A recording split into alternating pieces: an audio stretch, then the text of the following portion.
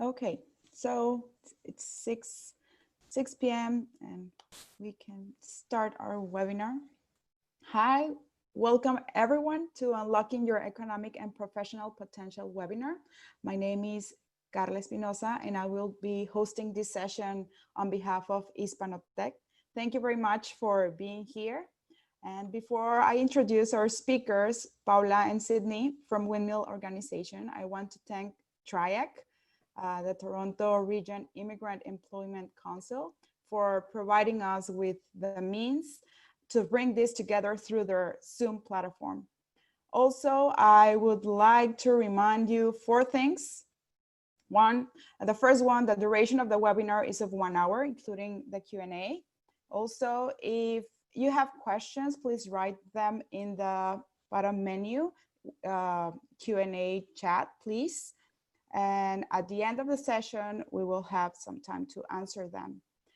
The third thing is the presentation will be shared through LinkedIn. I will be sharing the link at the end of the webinar. And also we are sending a survey. So hopefully you can respond it. So it will help us to improve our future webinars. And finally, let me introduce our speakers for tonight. Is Paula Calderon, originally from Colombia, and she has spent her career leading workforce development projects that support the economic integration of newcomers to Canada. In the past, she pioneered the ESL, like English Second Language, programs, and she has served as a mentor to newcomers and is the former president of the board of directors for the Canadian Colombian Professional Association. And Sydney Cole, most recently, she has worked as a gender equity consultant on women's empowerment and gender mainstreaming projects in Mongolia, Ethiopia, Benin, and Turkey. And she served as a senior program advisor to the Ministry of the Status of Women, where she led the launch of the Women's Economic Security Program. And well, this program was designed to increase newcomer and indigenous women participation in non-traditional employment, including IT, skilled trades, and entrepreneurship. And well, so that's now good. You're not like making me look good. Without further ado, I'll pass the word to Paula and Sydney. Okay, thank you, Carla. And I think I'm going to have to make a connection to Windmill because our bios, I just realized, don't really say what we do at Windmill. So Windmill, at Windmill, I'm the National Director of Client Success. I oversee our whole client journey in our offices across the country, from outreach to intake to client success, coaching and loan processing. And I'll let Sydney introduce herself. Cindy is my colleague, and she's the manager of key partnerships at Windmill. Windmill was formerly called Immigrant Access Fund, and Carlos just asked why Windmill. And as I said, a windmill is a device that helps you turn water into energy, and we say that we turn potential into prosperity because we believe in the potential that all immigrants bring to Canada. How do we do that? We do that by providing microloans, and these loans are of up to $15,000 to internationally trained professionals to pay for Canadian licensing, training, career advancement, upskilling, reskilling, anything they need to be successful in their labor market integration in Canada. And we will talk a little bit more about what is included within what is eligible for a loan through our program. Okay, hang on. This is supposed to be advancing, and this is where we're not supposed to have technical issues. And I wonder why we are. Okay, I don't know why it's not advanced. There we go. There you go. Oh, back. So a little bit of history about Windmill or Immigrant Access Fund and how it started. So the picture of the woman you see there is actually our founder, who is Dr. Maria Erickson. And she was a clinical psychologist working at a hospital in Calgary. And she worked very long hours and did a lot of night work at the hospital and got to speak to the staff who was there the janitorial staff and support staff that was always there at night time. And she was talking to them and realized that a lot of them were actually internationally trained healthcare professionals working really very, very underemployed. And she was frustrated by the underutilization of those skills. So she actually brought a group of friends together at her kitchen table and started talking about what can we do about this. She saw it as a real problem, the underutilization of skills of immigrants. So she asked these immigrants, why are you not, I mean, you're a trained nurse, you're a physician, you're a physiotherapist. Why are you not working in your profession here? Instead, you're cleaning the offices. And they said, well, it's because of the cost of relicensing and the time it takes. We can't get off work to go through the process of relicensing here in Canada. So she thought that a good way, and she identified that it was affordability. And she talked to her friends and said, well, if we pool some funds together and we get people to help us, and we could probably help a few of these people. And they did, and they pooled some money together, and they helped the first 5 immigrants in Calgary 15 years ago. And those people actually got licensed, repaid their loans, and they took that money and lent them to 5 other people. And they saw that the model worked, right? So they started bringing in a group of executives within the Calgary scene and government officials and bankers. And they said, okay, this model seems to be working. And they got supporters and guarantors and then a loan through RBC and guaranteed by high net worth individuals, and they kept growing and growing. And so the organization started doing more and more loans, and to date we have lent over $35 million and supported over 5,000 skilled immigrants and refugees in the country. As I said, the organization is now truly national. This organization started in Calgary, then there was an office in Saskatoon, and later on an office in Toronto. Sorry, just running out of battery here. Then an office in Toronto. And then like 4 years ago, the board of directors decided to bring these 3 organizations together and build a national organization. So we're actually a national non-for-profit organization with offices across Canada, and we're accessible everywhere because the whole process of applying for a loan and even managing your loan is all digital, it's all online. So we're accessible everywhere online, and we are government supported. So although we have a wide portfolio of funding, we actually receive also funding from the federal government, the government of Alberta, and the government of Ontario for now. What's the difference? So as a non-for-profit organization, we provide microloans, but we're not a financial institution. And this is clear in many ways. Our main objective is not to make money out of lending money. Our main objective is actually to see immigrants succeed. So we have a pool of money that keeps being recycled. And as I said, the main objective is to see immigrants succeed, and that's why my department is actually client success, because ultimately what we want to do is assess people's learning plans, make sure that it makes sense for them, and that ultimately they have the right labor market information that will take them in the right path. We differ from financial institutions in that people don't need to have credit history in Canada. There is no need for proof of employment. There is also no need for collateral or co-signers or assets to secure your loans. Even if we do have a look at financial risk, we do have a look at credit records, credit reports, but it's mainly to ensure that we are lending money to someone that is going to help them move forward and not actually put them in unnecessary debt that they can't manage. But ultimately, there are no requirements like the requirements that financial institutions have for credits. And I think I'm going to hand it over to Sydney so you can talk to us about who's eligible for this program. Yeah, as Paula said, I am the manager of key partnerships, and I think we also said that the organization's work spans the country. So my work also spans the country, and I work with 3 other team members who have regional specializations, but otherwise we we're kind of working from one side of the country to the other. So it's really lovely because we meet partners in different communities throughout Canada, and that's what makes my work specifically really really enriching. So one of the, I'll just go through the eligibility criteria. You can first, before I go over to the other half of the slide, which describes where the majority of our clients are coming from, what sectors. So you have to be living in Canada. You have to be internationally trained. In other words, you have to have done some typically, you know, sort of post-secondary training or education outside of Canada. You have to, in terms of your immigration status, you need to be a permanent resident, a Canadian citizen, a provincial nominee, a protected person, or a convention refugee.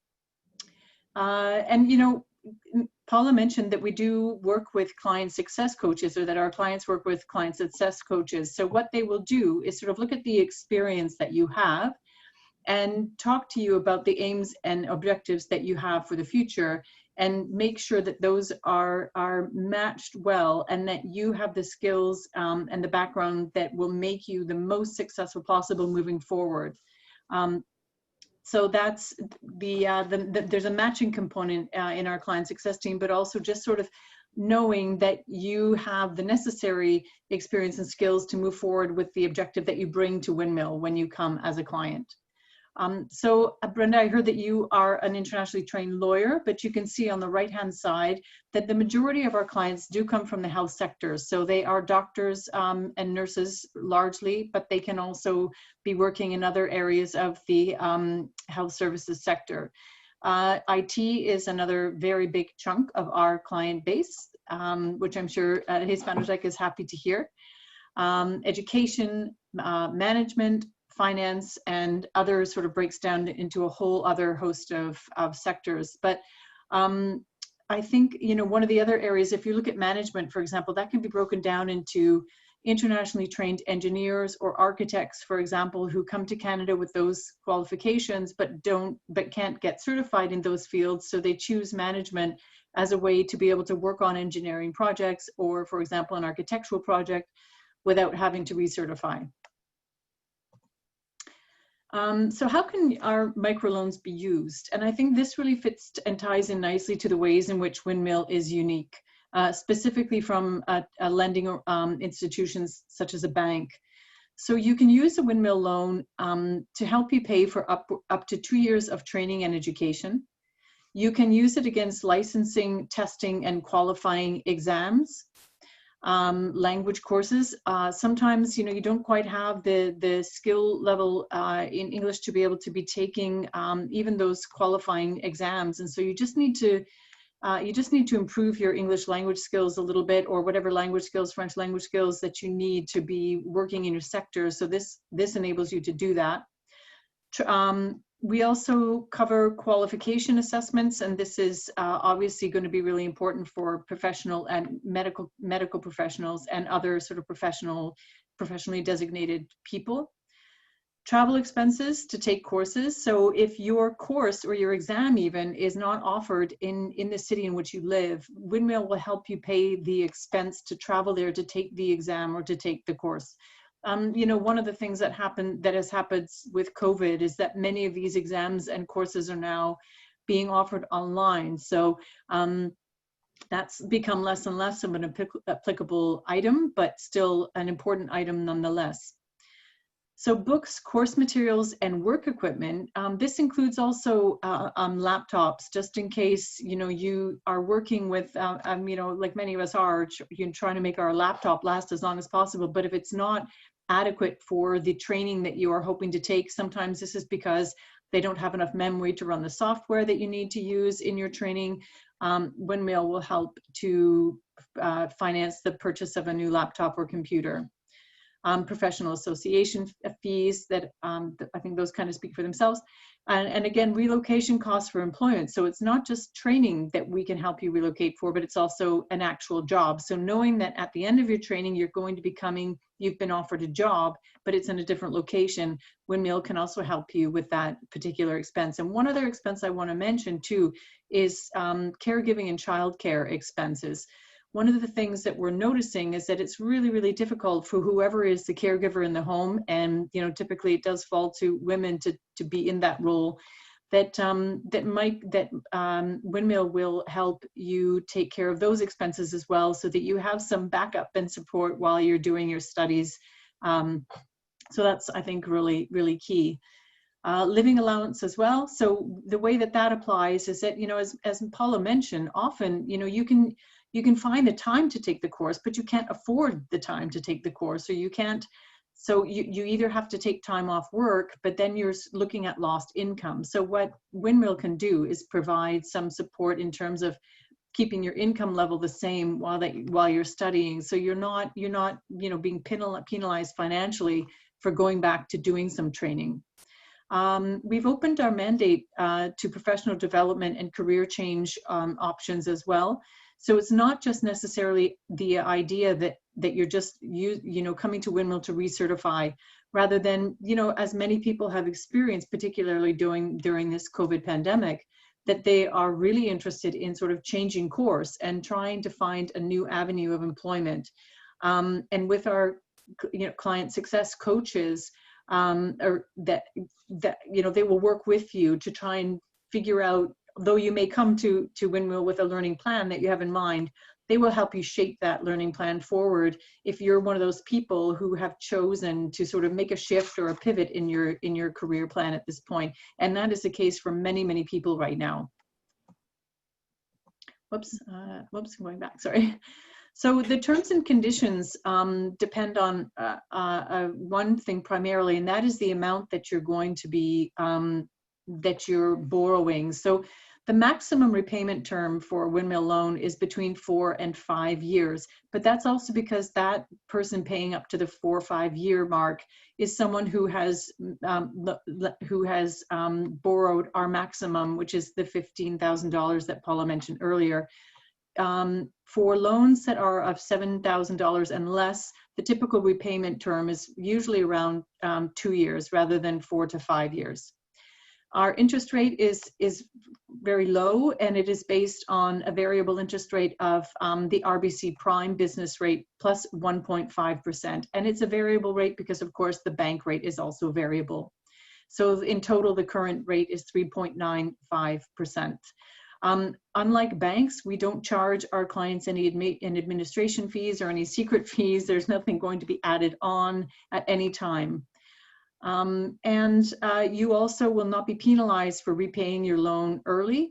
I think a point of pride here at Windmill, and I think you'll see this coming up in this slide that's coming up, is that our repayment rates are really high, and it speaks to people's determination to get the skills and the training they need and to move on and repay and sort of get on with things. So that's really a point of pride for our clients, but also as well for us. The other thing that we want to note is that if you do take out a loan with Windmill, is that you can come back and ask to borrow again with us once you've paid off your initial loan, or if you haven't maxed out the maximum amount that you can take at any one time. So you can come back once you've repaid, and also you can sort of augment one that seemed that, you might have had a plan and you thought you had detailed all your expenses, but then you realize, oh my gosh, I forgot that one. Can I add it on? And yes, the answer is yes, as long as you are not borrowing beyond the maximum for your repayment term. So we do also have a refugee loan program.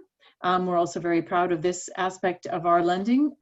There is no interest paid on a refugee loan at any time. Refugees are eligible from within 3 years of gaining convention or protected persons status in Canada. And these refugee loans are all provided by community donation. So here's where we're having the impact, and this is the slide that I guess makes me smile. Except there's no people on this slide, so it's smiling because I think we have, when we hear about our clients and our client successes and the stories that people come back to us and tell about where they've been able to reach because of their Windmill loan, it makes all of us really happy. But this slide also makes me happy because, you know, if you are a person who comes to Windmill for a loan, yeah. Sorry, I'm going to keep going. Typically, your income is going to be raised 3.4%, and that's really significant because what we know is that immigrants and refugees often get stuck in very low wage or very positions of underemployment. And once you're able to get the skill training or the reskill or upskill or recertify, your employment opportunities increase, but then therefore so does your income increase. And so we have tracked this over time, and it's typically about 3.4% increase. 3.4 times, not 3.4%. Sorry, 3.4 times. Yeah, yeah. Sorry. I actually moved my eyes over to the percentage mark at the other side, and this, which is our repayment rate, which I was speaking to earlier, and it's something that our clients can be proud of, and that we're also proud of at Windmill, because we know that also our client success coaches that work with our clients from the beginning of the time that they apply for a loan to the moment their loan is paid off, that you're really being supported throughout your Windmill journey.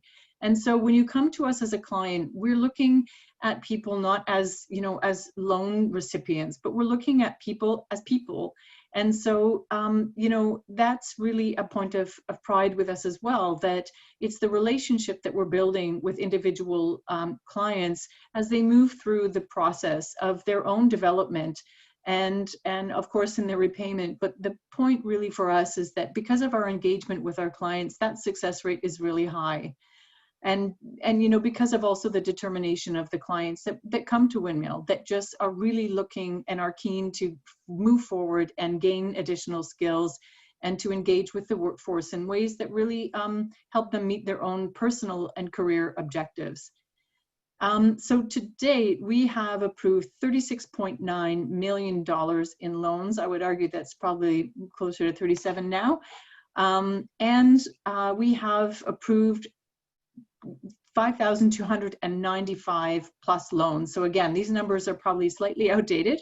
I know that because we have clients coming to us every day. So, but these are really, really key numbers for us in terms of our success, but also our clients' success.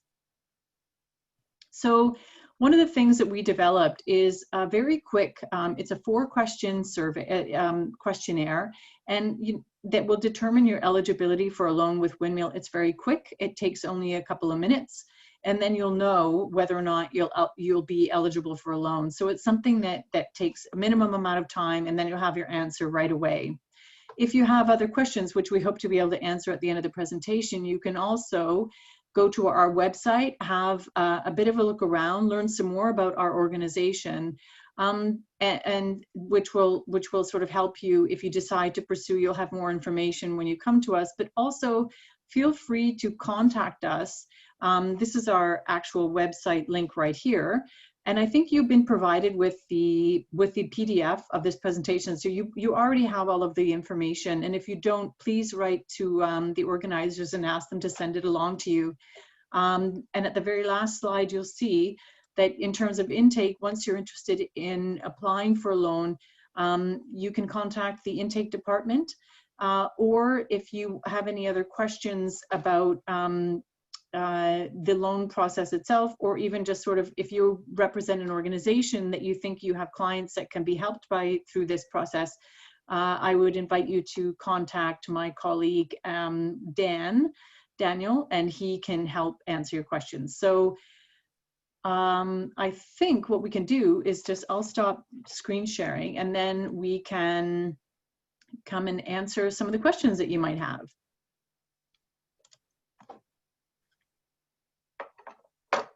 Okay, wow, great. That's a lot of information. So yes, a lot of information. Yeah. I didn't know what Windmill did. I did some web research, but this presentation is totally helpful to understand. So I have a question, like if you start out like the process, how long would it normally it will take to have an answer from you if I will get the loan or not? If yeah. Want me to take that one? Yeah, go ahead. So once you have submitted a complete, there's a few steps. There's an application form that needs to be filled out.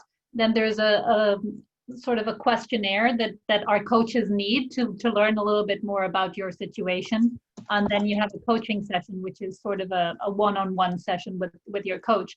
That usually happens very quickly. Once you submit an application, you get a link to complete the survey and book a session with a coach. And once that is complete, maximum 10 days to get your money in the bank. Oh, that's quick. It's quick, yeah. Yeah. Another question from Brenda. Do I need a credit history? No, the short answer is no, you don't need to have credit history, but your credit history will be checked. Just because it's part of our due diligence and our process, and these loans are linked to credit reports. So that's, I mean, it doesn't affect the fact that you don't have credit history doesn't affect the approval of the loan, but your credit history will be checked. Okay. And another question, can it be used for micro credentials? Yep, Yes. absolutely. Okay. So any other more questions? So the only thing I think, going back to Brenda and your path towards the master's in common law, as long as the master's is less than 2 years, and hopefully that's the best path to get your license, then that's something that is assessed through the coaching model. But absolutely, I mean, anything, whether it's micro credentials, whether it's as Sydney said, language to improve and get to the level that you, or to the training that you need. Sometimes it's clearer when it's a regulated profession, and which is why our healthcare demographic is so large. It's because a lot of those professions, if you're a dentist, a pharmacist, a physician, physiotherapist, all those require licensing. So they're very clear career paths, and there's very clear processes and costs attached to that. But once again, it doesn't have to be for regulated professions. It's for anyone who just needs any sort of certification or licensing to move forward in their professional field.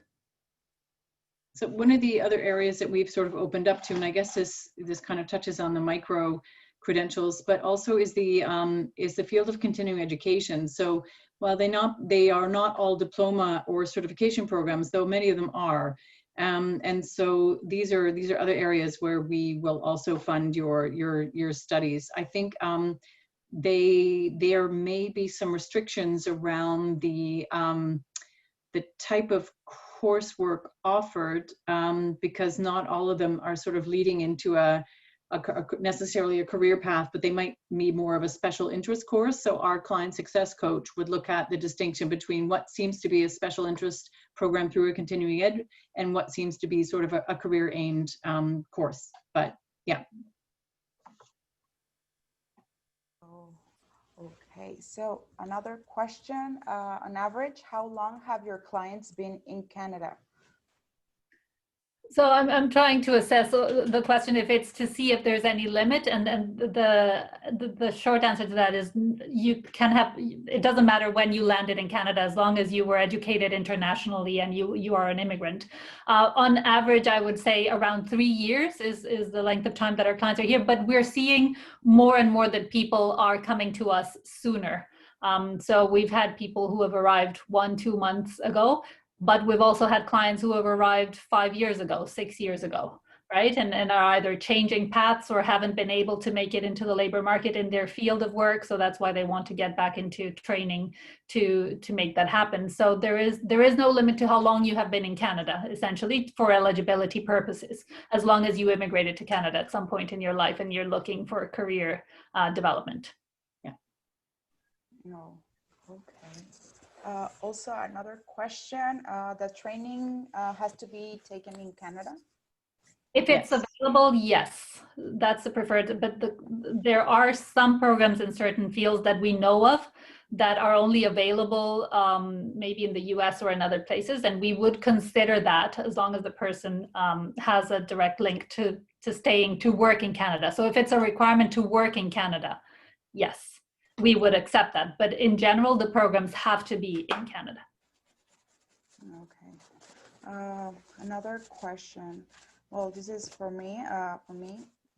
If I know that one of the you need to be you need to be eligible, you need to be a permanent resident. What if I'm in the process of, can I apply like before I'm a permanent resident, or I need to be a permanent resident to apply? Okay, so You I need cannot to be a start. permanent resident, or even, yeah, even so we talked about the distinction between our regular lending program, which is for permanent residents or citizens. You can be a Canadian citizen already, right? But because you have immigrated earlier. But you do have to have that legal status already defined. And the refugee loan, which is the interest-free loan, is also for people who have already received their notice of assessment. You can't be in the process of applying for refugee status. We can only process loans once the legal status has been defined. Yeah. Okay. Okay, so I think we don't have any more questions. I think all of the questions have been answered. So anyone want to ask another question before we leave? Now, or you can always contact us. Oh, I think I just want to I also want to mention that we offer as well financial literacy training, and that part of our support mechanisms, or another sort of element of support for our clients is precisely that. So offering our clients that opportunity to learn more about what it means to lend, what are the ramifications of lending, how do you create a household budget, how to plan ahead financially for not only your repayment, but for your learning plan. And so, or how do you manage your budget while you're learning and working? So I think that's a really good component of our program that we, as I said, you know, our clients aren't just sort of lenders, they're people. And really enabling their success also means giving them additional supports in specifically that area of financial literacy. And also, you know, sort of helping people make sure that they're looking at all the options that are out there for them, and making sure that they're choosing ones that are not putting them at risk. So in other words, not putting them at financial risk, because we all know that there are predatory, you know, institutions and organizations that will be happy to take money, but are not necessarily on the up and up, let's put it this way. So I think what another thing that is great with Windmill is that you have sort of somebody who has your back as you're looking at your learning plan and says, okay, you know, maybe let's look at all the options that you have. Have you considered this? That seems pretty expensive. Here's another option. So our client success team uses the best of their own knowledge to try to help you create a pathway that doesn't create more financial risk for you. And I think that's really important. Very good point, Sydney. And if I may ask, maybe adding on Brenda's question around, do you need credit history? Actually, you don't. And also a Windmill loan will help you build the credit history that you need further on to access other financial services, right? So a good repayment behavior with Windmill will be recorded in your credit history, and that can help you with in the future to access other financial products. And one other thing we forgot to mention, because it's kind of sort of just beginning and we're growing it, is our mentorship program. So the other thing that we will do is to pair you with an alumni who's come through the program, or with a community member in a professional role, who will work with you as a mentor to introduce you to, you know, the ups and downs of you choosing your career pathway, or if you're looking at taking preparatory exams, how can you really, how to help you sort of engage with that process, because that's certainly not an easy process if you're becoming a lawyer and any other sort of professional designation. There are all these steps and hoops that you have to jump through. So that mentor can provide you practical but also emotional support. This is a difficult journey. It's really hard. And so you need the financial and the practical, and you also need the emotional support. So we're here for you on all of those levels. Yes, wow, Yeah. So I think Carlos is asking again about the difference between a windmill loan and second career. oh Now, yeah. Okay, yes. Second career, second career is not insubstantial. It's a big loan. It's like up to $28,000, I think. Obviously, it only applies to those. It's quite a long laundry list of professions that fall under that second career option. I would say the distinction between second career lending or that program and us is we overlap in many ways, but not everybody's going to receive the full amount of funding. Some of it depends on what the profession choice is, and so just because you apply does not mean that you're going to get that full $28,000. So if you happen to go for second career funding, and for whatever reason they assess you at a certain level, and you feel like that's not adequate, what Windmill can do, not only with second career, but bridge funding as well, bridging funding, is to sort of be a complement to those programs where there's a gap in what they will cover and what we will cover. And I think one of the things that they don't cover, I'm not sure, is for example, a laptop. I know they cover materials, but I'm not sure if they cover laptops. In some of the bridging programs, you'll have things like laboratory fees that or other sort of fees that aren't necessarily sort of summed up in the second career funding, but that you can use Windmill to stopgap. So if you think, okay, I've got this amount, but it's not the full amount I need, you can come to Windmill for wherever those gaps are. I think that's the best way I can say. They are complementary in many ways, but if there's a gap, you can always come to us to fill it.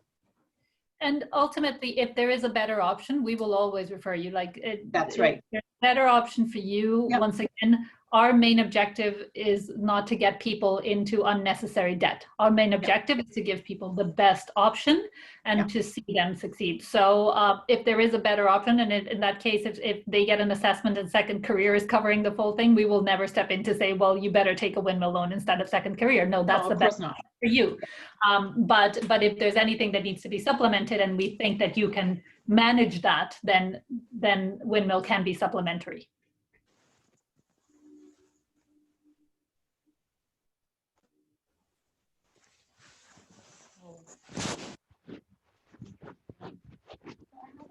Where are you located here in Ontario? Well, we have an office in Toronto, in Yorkville, but as I said, all our process is virtual. Online. So there's no need to come into our office. Everything is managed online. Okay.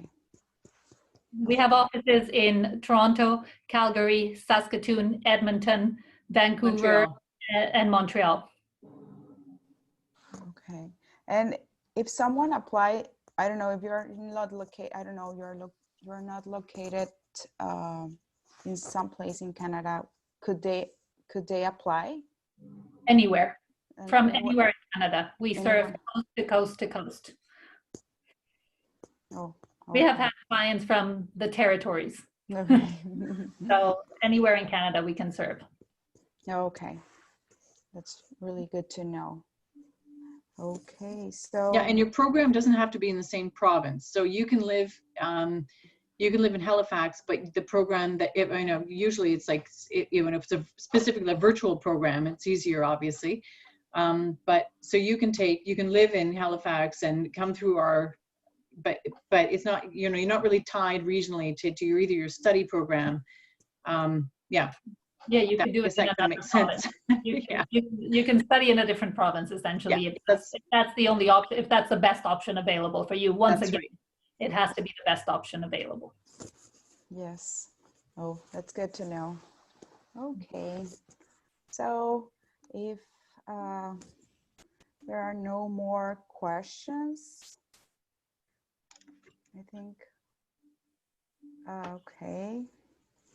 So I would like to thank you, Sydney and Paula, for this really insightful presentation about Windmill's microlending. I'm really surprised what you offered, because you're not just like lending money to people, immigrants. You're really you're going with them in their journey, which is really difficult being an immigrant, you know. And so thank you very much. Thank you very much for this presentation. And I hope that, well, the participants, attendees have definitely been really useful for them, as it was for me. Really glad. Thank you. Yes. Yeah, thanks for the opportunity to come and talk to your group. Yeah, thank you very much. Thank you very much. So I'll remind you that I already shared the presentation, a PowerPoint presentation. I already put it in the chat. And also I'm sending a survey, if you could answer it. And we'll hope you can join us in our next webinars. Check out our social media for more information. And thank you very much and have a good night. Thank you so much. Thank you very much.